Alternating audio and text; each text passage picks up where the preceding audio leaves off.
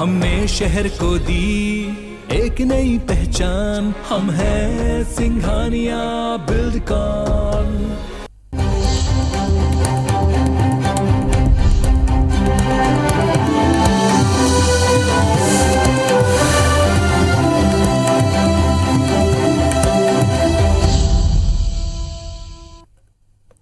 नमस्कार, आप देख रहे हैं मेरा मध्य प्रदेश। मैं हूं आपके साथ राहुल सौमित्र और शुरुआत करेंगे 4 बड़ी खबरों के साथ। यानी इस बुलेटिन में सबसे पहले आपको 4 बड़ी खबरें दिखा देते हैं। खरगोन में आज भी अलग अलग समय पर 4 घंटे की छूट मिली। खरगोन हिंसा के दौरान लापता महिला का सुराग नहीं मिला। हनुमान जन्मोत्सव पर छिंदवाड़ा में कमलनाथ का मेगा शो।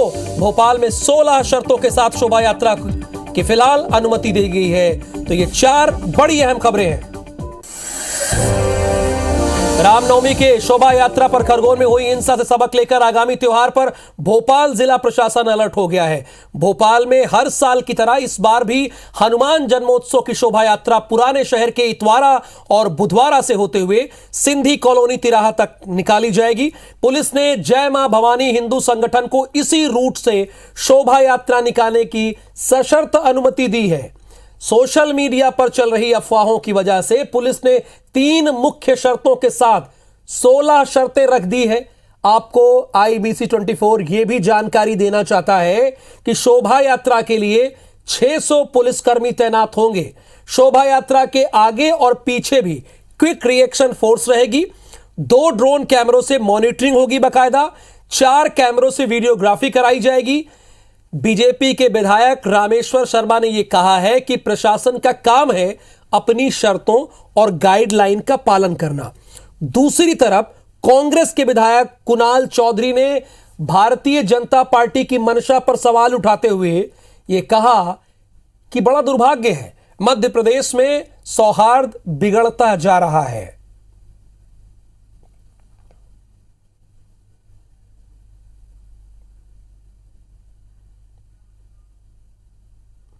देखिए, पुलिस के साए में कोई जुलूस नहीं निकाले जाएंगे। जुलूस अपने अपने संगठन या जो समाज तय करेंगे उनके जुलूस निकलेंगे।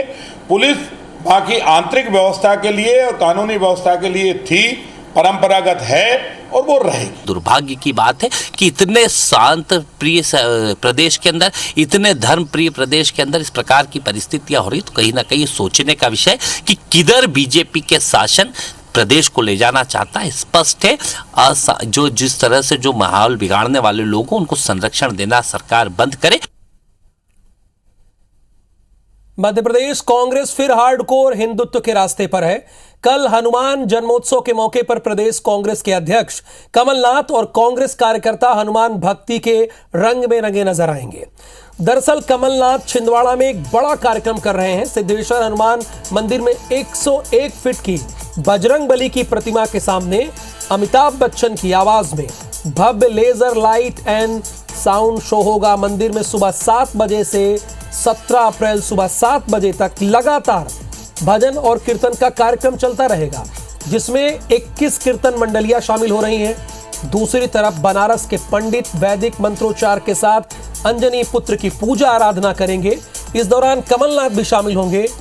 कमलनाथ सुबह 9 बजे श्री हनुमान मंदिर सिमरिया जाएंगे और वहां पूजा पाठ करेंगे।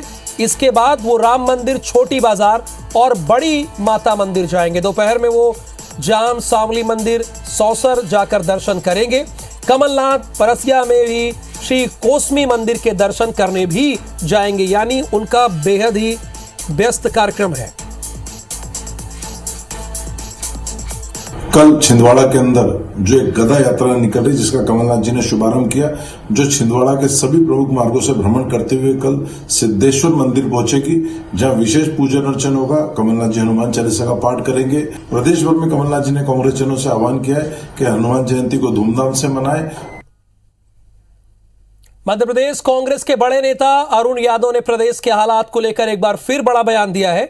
अरुण यादव ने भारतीय जनता पार्टी पर निशाना साधते हुए कहा कि बीजेपी के नेताओं की बुद्धि भ्रष्ट हो गई है। दिग्विजय सिंह के 10 साल के कार्यकाल में एक भी दंगा नहीं हुआ था, एक भी सांप्रदायिक घटना नहीं हुई थी, लेकिन अब चुनावी मौसम शुरू हो गया है। इसलिए इस तरह का माहौल भारतीय जनता पार्टी मध्य प्रदेश में पैदा कर रही है। इसके साथ ही अरुण यादव ने यह भी कहा कि गृह मंत्री नरोत्तम मिश्रा अपने विभाग को नहीं संभाल पा रहे हैं। अगर सरकार एक्टिव होती तो इस तरह की घटना नहीं होती। बुलडोजर मामा बन गए हैं। अगर आपकी व्यवस्था ठीक होती तो बुलडोजर की जरूरत ही नहीं पड़ती। इस पर रामेश्वर शर्मा ने पलटवार किया है। दंगा इसलिए नहीं हुआ क्योंकि 10 साल दंगाइयों का ही राज था। देखिए, ये राजनेता हैं, एक दूसरे पर आरोप प्रत्यारोप का दौर जारी रहेगा, लेकिन जनता की बात हो नहीं रही है। चूंकि चुनावी मौसम शुरू हो गया है और किस तरह से प्रदेश का जो हमारा एक मध्य प्रदेश जो शांति का टापू है सदैव रहा है और सदैव हम लोग यहाँ पर मिलकर काम करते हैं, उस वातावरण को कैसे दूषित किया जाए, उसी की परिकल्पना लेकर ये लोग काम कर रहे हैं। और जितने भी भाजपा के नेता हैं उनकी जो बुद्धि है, मैं समझता हूँ भ्रष्ट हो गई है। इस प्रदेश के गृह मंत्री जो बहुत ही इम्पोर्टेंट पोस्ट पर हैं, महत्वपूर्ण ओहदा उनके पास है, विभाग उनके पास है, अपने विभाग को संभाल नहीं पा रहे हैं। देखिए, 10 साल में दिग्विजय सिंह जी की सरकार में इसलिए दंगा नहीं हुआ कि दंगा ही शासन कर रहे थे। जब उनके खिलाफ कोई थाने जाने की हिम्मत ही नहीं जुटा पाता था, उनके अपराधों के खिलाफ कोई लड़ने का सामर्थ्य नहीं जुटा पाता था, हिंदुओं को बोलने की आजादी नहीं थी, हिंदुओं के मंदिरों पर जबरन कब्जे हो गए, स्टेडियमों में मस्जिदों के निर्माण हो गए, सिम्बी का नेटवर्क पूरे प्रदेश में फल फूल रहा था, दिग्विजय सिंह दाल चावल खिला रहा था उनको, और इसलिए दिग्विजय सिंह के शासनकाल में सिम्बी का आतंक था, चंबल में डाकुओं का आतंक था और उनके स्वयं के मंत्री का गला काट दिया गया था नक्सलाइटों द्वारा। और इसलिए दिग्विजय सिंह जी का जो शासन था वो ये मान लें कि बाबर और औरंगजेब के शासन की तरह था। जैसे बाबर और औरंगजेब के शासन में कोई फरियादी नहीं था और किसी की फरियाद सुनी नहीं जाती थी, जो फरियाद करने जाता था उसको मार दिया जाता था। तो भारतीय जनता पार्टी का मानना यह है कि दिग्विजय सिंह का जो शासनकाल था वो औरंगजेब और बाबर की तरह था। इधर इन दिनों प्रदेश की राजनीति धर्म पर शुरू होती है और धार्मिक मुद्दों पर आकर खत्म हो जाती है। मंदिर मस्जिद के बाद अब मदरसों में क्या हो रहा है, नेताओं को इस बात की ज्यादा फिक्र है। आखिर क्या है पूरा मामला, एक नजर डालते हैं।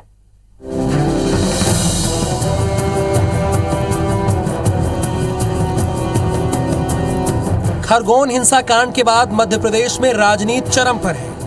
सीधे लफ्जों में कहें तो राजनेताओं को धार्मिक मुद्दे खूब रास आ रहे हैं, यानी राजनीति के केंद्र में इन दिनों धर्म की एंट्री हो गई है। असल में शहर काजी ने प्रशासन से मस्जिदों के बाहर सीसीटीवी कैमरे लगवाने की मांग की थी। शहर काजी की इस मांग के बाद बीजेपी एक कदम आगे निकल गई है। बीजेपी विधायक रामेश्वर शर्मा ने शहर काजी के इस फैसले का स्वागत तो किया, साथ ही ये भी कहा कि मस्जिदों के बाद मदरसों में भी सीसीटीवी कैमरे लगने चाहिए, जिससे ये पता तो चले कि मदरसों में मौलवी पढ़ा क्या रहे हैं और बच्चे पढ़ क्या रहे हैं। तो शहर काजी ने बोली दिया कैमरे लगाने की, तो हर गली में हम कैमरे लगा रहे हैं। अब तो मस्जिद और मदरसे में भी कैमरे लगना चाहिए, क्योंकि जब सरकारी स्कूलों में कैमरे लग रहे हैं, प्राइवेट स्कूलों में कैमरे लग रहे हैं, तो मदरसे भी पढ़ाई के केंद्र हैं, वहां भी पता चलना चाहिए कि क्या पढ़ा रहे हैं मौलवी साहब और क्या पढ़ रहे हैं बच्चे।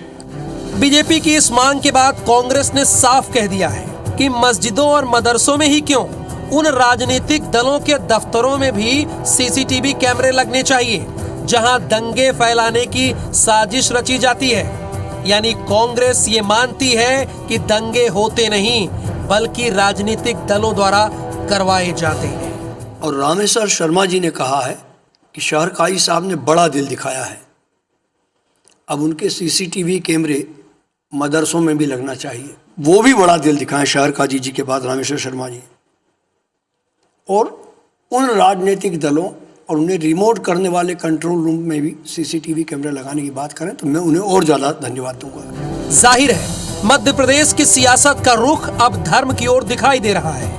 अब इसे आप सियासत कहें या चुनावी मिशन 2023 की तैयारी, लेकिन एक बात तो सच है, सियासत जब बोलती है कोहराम करती है, कभी मजहब को तोलती है तो कभी हैरान करती है। शिखिल ब्योहार, IBC 24, भोपाल।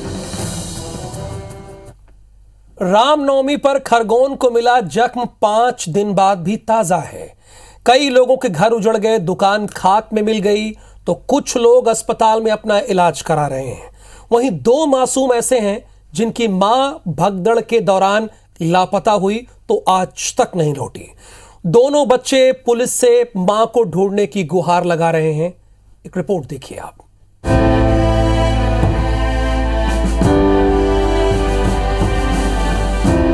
आंखों से बहते आंसू पोंछ रहे ये मासूम पिछले 5 दिन से अपनी मां के घर आने का इंतजार कर रहे हैं, लेकिन मां का कोई पता नहीं है।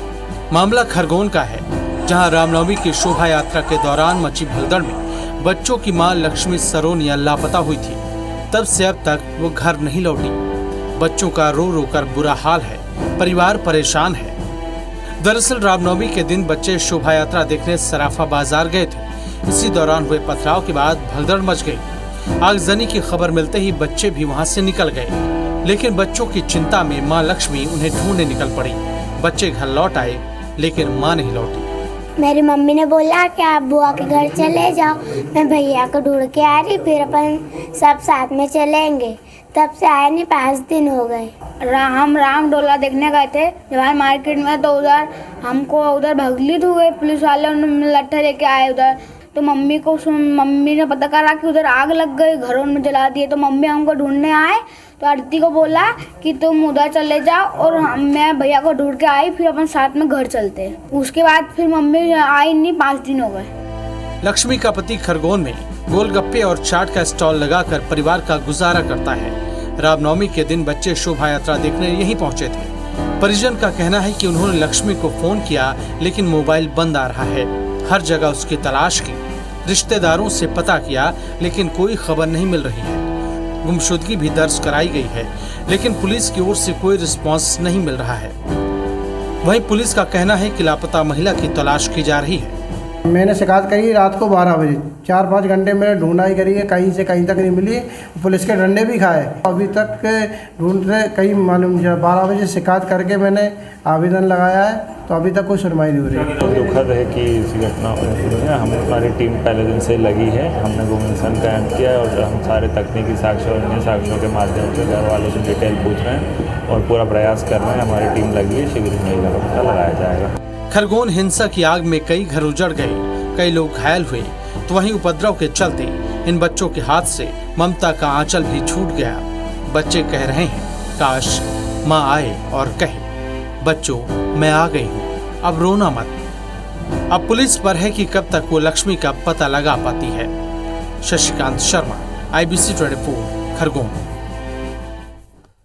मध्य प्रदेश में अगले साल होने वाले चुनाव के लिए बीजेपी संगठन और सरकार की नजर आदिवासी वोट बैंक पर है। यही वजह है कि देश के प्रधानमंत्री नरेंद्र मोदी के दौरे के बाद अब गृह मंत्री अमित भाई शाह के दौरे का भी कार्यक्रम बन रहा है।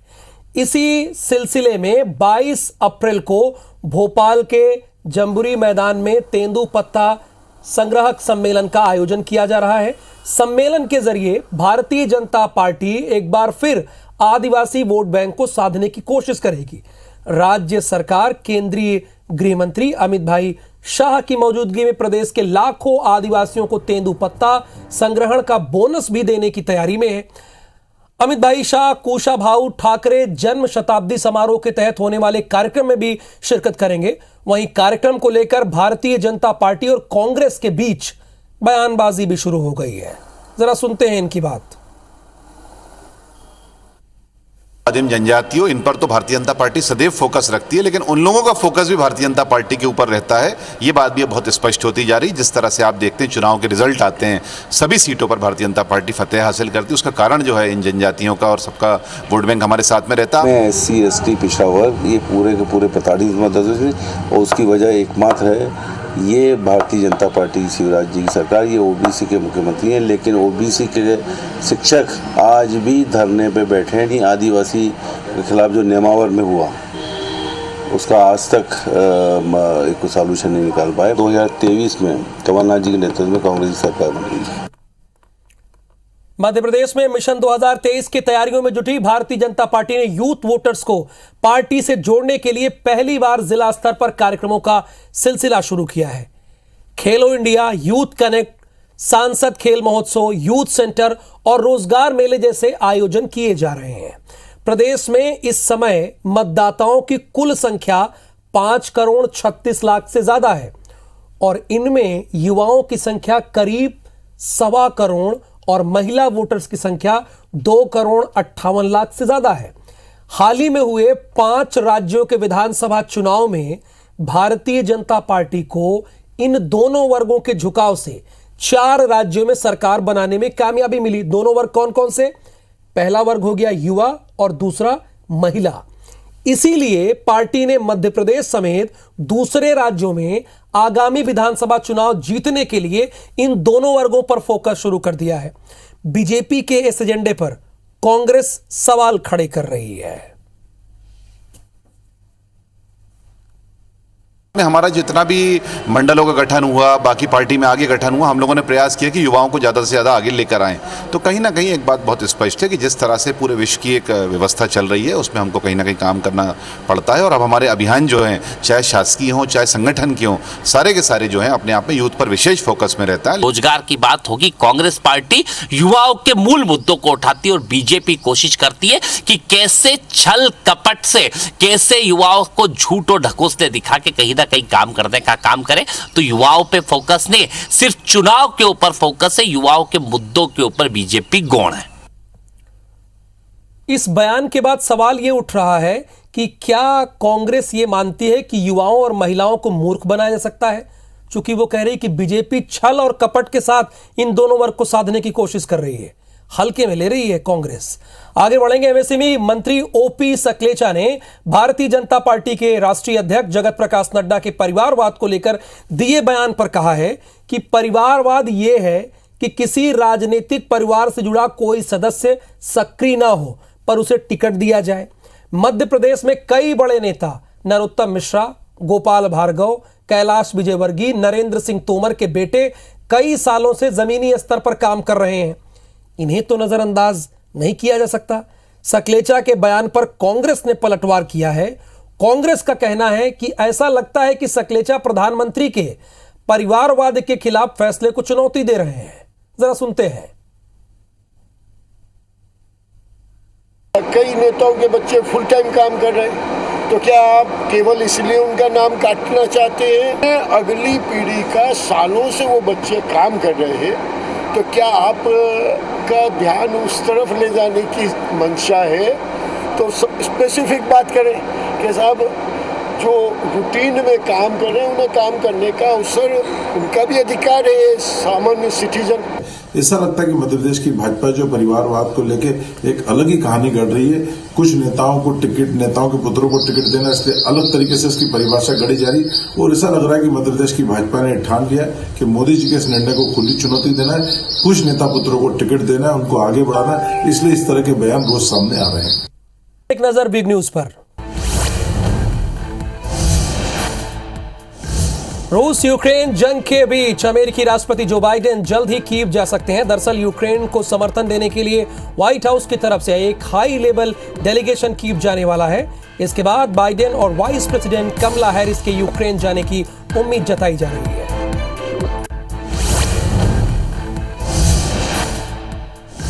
उपराष्ट्रपति एम वेंकैया नायडू ने अयोध्या में राम जन्मस्थली स्थल पर बन रहे भव्य मंदिर के 3D मॉडल पर बनी एनिमेशन फिल्म देखी। साथ ही उन्होंने अयोध्या में रामलला के दर्शन किए। वहीं हनुमानगढ़ी मंदिर में उन्होंने पूजा अर्चना की।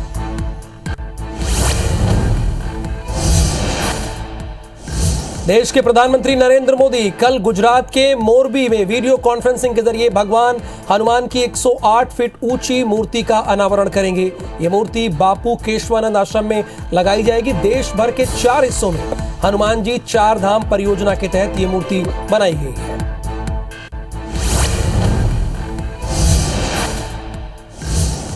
दिल्ली के deputy chief minister Manish Sisodia ने कहा है कि हिमाचल प्रदेश सीएम ने घोषणा की है कि वे प्रदेश में 150 यूनिट बिजली मुफ्त देंगे।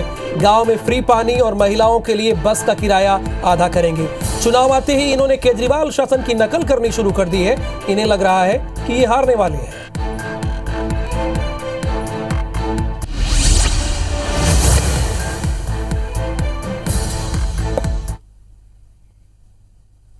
और अब बात होगी मेरा मध्य प्रदेश की।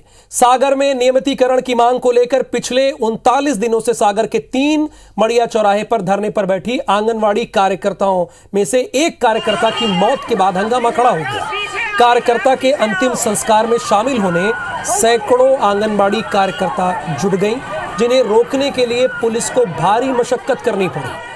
सूचना मिलने पर सागर के कलेक्टर और पुलिस अधीक्षक समेत महिला पुलिस अधिकारी मौके पर पहुंचे और महिलाओं को रोकने का कोशिश भी किया।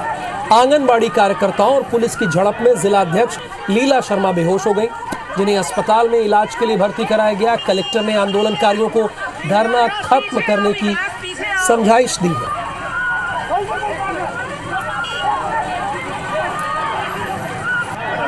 सरकार से यही कहना चाहते हैं, हम लोग को या तो मानदेय भोगी से वेतनभोगी बनाए या हम सभी समस्त आंगनबाड़ी कार्यकर्ता ये ऐलान करते हैं, हम लोग को या तो वेतन दें, हम लोग को नौकरी से निकाल दें। अभी 3 दिन पहले ही मेरी इनसे लगातार चर्चा हुई और इस संबंध में चर्चा हुई है कि ये अनुरोध मैंने इनसे किया कि भाई आप गर्मी से प्लीज़ हट जाएं, क्योंकि टेम्परेचर बहुत ज़्यादा है और समस्याएं, बीमारी इत्यादि लोगों को हो सकती है। ये हड़ताल समाप्त करने का प्रयास किया जा रहा है और शासन स्तर पर भी इनकी मांगों को लेकर विचार किया जा रहा है।